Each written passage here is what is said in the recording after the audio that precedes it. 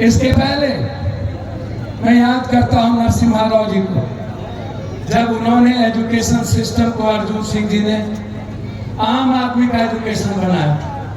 कोई ओबीसी, कोई ईबीसी, कोई एसएससी के बच्चे के अधिकार को खत्म ना करे। ओबीसी जब एजुकेशन की बात हुई तो वो अर्जुन सिंह की देन है। वो नरसिम्हा राव के समय में और राजीव जी के समय में देन है कि जिन्होंने आम आदमी के बच्चों को फेलोशिप से लेकर, यदि छात्रवृत्ति की बात करूं, अल्पसंख्यक छात्रावास की बात करूं, अत्यंत पिछड़े छात्रावास की बात करूं, कल्याण छात्रावास की बात करूं, यदि मैं स्कॉलर की बात करूं, कि बच्चों को ये अधिकार राजीव गांधी, मनमोहन सिंह जी और नरसिम्हा राव जी के समय में मिला।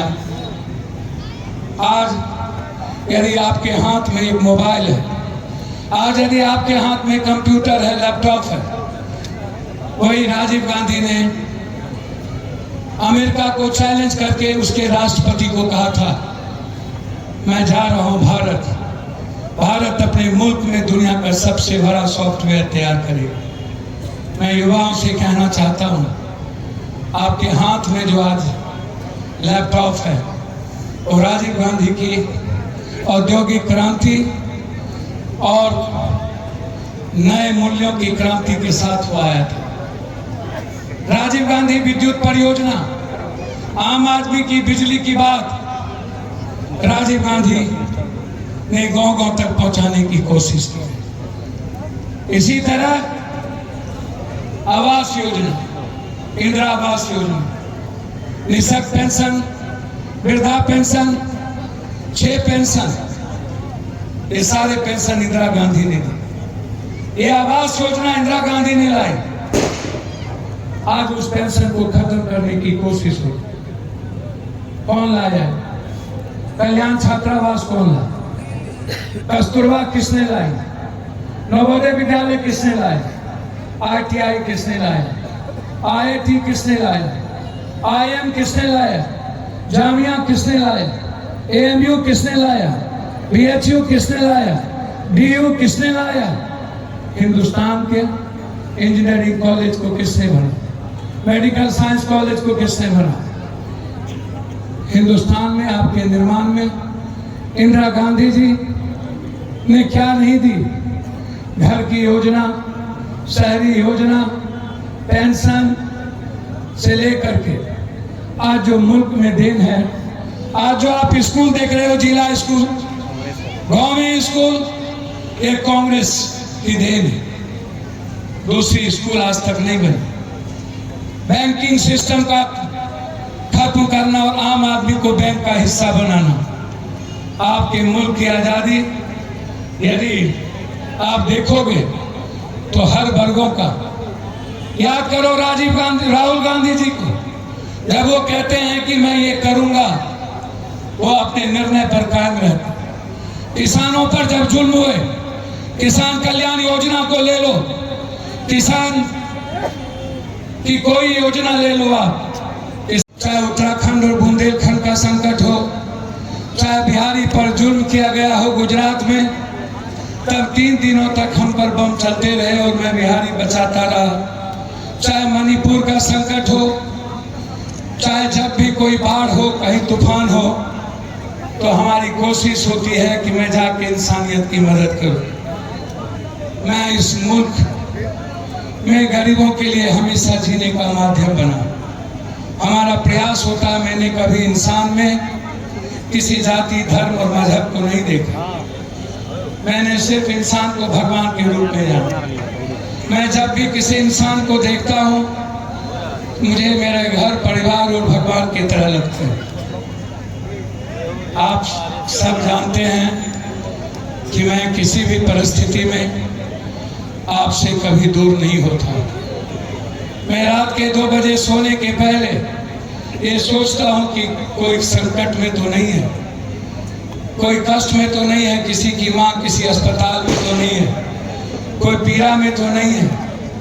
ऐसा तो नहीं कि कोई बच्चा, कोई माँ, कोई बेटी अभाव में जी रही हो, जरूर सुबह मैं उसकी मदद करने का प्रयास करूं। मैं सिर्फ एक वर्कर हूं और राहुल गांधी, प्रियंका गांधी जी जिस विश्वास के साथ इस बिहार के परिवर्तन में, चाहे वो अत्यंत पिछड़ी जाति का सवाल हो, चाहे ईबीसी का सवाल हो, एसटी एससी का सवाल, जब लोग कहते हैं कांग्रेस बीजेपी, तो मैं हमेशा पूछता हूं, आजाद हिंदुस्तान के बाद यदि सुई से आज दुनिया के निर्माण में अनुभव हो या परमाणु, नेहरू जी से लेकर मनमोहन सिंह जी तक, आप हमें बताओ।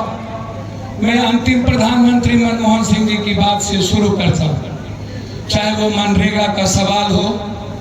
जब मनमोहन सिंह जी और सोनिया गांधी जी ने देखा कि इस देश की आधी से अधिक आबादी को हाथ में काम नहीं मिलता है, कम से कम 15 दिन और 20 दिन रोजगार मिले, तो उन्होंने मनरेगा जैसी व्यवस्था लाई। जब बीजेपी की सरकार आई तो मनरेगा के पैसे को कम करने का पूरा प्रयास कर दिया और हमारे मनरेगा के पैसे को सही वक्त पर पहुंचने गरीबों तक नहीं दिया। राइट ऑफ बिल फूड, भोजन की guarantee Manmohan Singh ji, right of health, स्वास्थ्य की गारंटी मनमोहन सिंह जी, आरटीआई मनमोहन सिंह जी, जो स्वतंत्र होकर आजादी के साथ कोई भी आदमी किसी से कोई पूछ सकता है अधिकार, बेटा बाहर में करता था उसको मार दिया गया। हम कल वहां गए थे। हम हर दिन, मेरी कोशिश होती है कि कम से कम 100 परिवार की जिंदगी बदले। मैं उसे रोने ना दूं, मैं उसे अकेला ना छोड़ूं, उसे यह उम्मीद ना हो कि मेरे साथ कोई नहीं है। मेरी कोशिश होती है ऐसे गरीबों के साथ खड़े रहने की। मेरी हैसियत नहीं है, मैं मानता हूं सरकार के पास आपका पैसा है तो आपको 10,300 रुपया बढ़ा के 1 महीने में वोट ले लेंगे, लेकिन सरकार को ये पता है मेरी हैसियत मोदी, नीतीश जी और इन नेताओं से इतनी है कि मैं दुनिया में देता रहूंगा, तब भी पप्पू यादव का खजाना कभी खाली नहीं होगा। तो कहता हूँ, शायद आप जनता का पैसा इसलिए आपको बैंक में ज्यादा लगता है, मेरे पास उतना पैसा है मोदी जी जितना में आप सब मिलकर लूट के चुनाव लड़ते हैं और उतना में हम इंसानियत को बांट के जीना चाहते हैं। इसलिए आप में और हम में यही फर्क है। राहुल गांधी इस देश के संविधान और लोकतंत्र को बचाना चाहते हैं, इस देश के गरीबों की जिंदगी बदलना चाहते हैं, और आप रोहिंग्या हिंदू मुसलमान करना चाहते हैं। जब आपको चुनाव आता है तो आप सिर्फ हिंदू मुसलमान करते हैं, कोई नफरत नहीं कर सकता। ये मुल्क है सनातन का, ये मुल्क है ईश्वर अल्लाह राम रहीम का। हम सब लोग एक हैं। हम सपना देखते हैं इस फारबिसगंज, इस अररिया से आज़ादी का। हम पप्पू हैं, हम आपका बेटा है। हम चाहते हैं कि आपका पैन कार्ड में 1 रुपया न लगे, आधार कार्ड में 1 रुपया न लगे, आपके राशन कार्ड में 1 रुपया न लगे, आपके ड्राइविंग लाइसेंस में 1 रुपया न लगे। मैंने दिल्ली में अपने डेरे पर 40 यदि रूम गरीबों के लिए है, तो मैं आपको ये बात बता दूं, आप इस बात को समझो और समझ लेना। मैं आपसे कहना चाहूँगा कि बिहार, यूपी और झारखंड के लिए मैंने फ्री कर दिया राशन कार्ड, आधार कार्ड और ड्राइविंग और पैन लाइसेंस में आप एप्लीकेशन जमा करो। पप्पू यादव के लोग बनाकर आप तक पहुंचाएंगे। यदि कोई पैसा मांगता है तो आप मुझे भेजो, 3000 रुपया मैं भेजूंगा। राशन कार्ड बनाने में किसी को 1 रुपया नहीं लगेगा, वो पप्पू यादव की जिम्मेदारी। ये पूर्णिया ऑफिस में भी आप जमा कर सकते। मैं हमेशा कहता हूँ, जहाँ भी आपका इलाज हो रहा हो, जिसमें सरकारी अस्पताल हो या प्राइवेट अस्पताल, पैसे के लिए आपकी माँ को बंधक रख लिया, या आप अपने भाई, अपने पिता या अपनी बेटी और माँ का इलाज नहीं करा सकते हैं, तो पप्पू आपका है। जहाँ से सारे रास्ते बंद होते हैं, वहीं से पप्पू यादव का रास्ता शुरुआत हो जाता है। और आपकी माँ मेरी माँ है।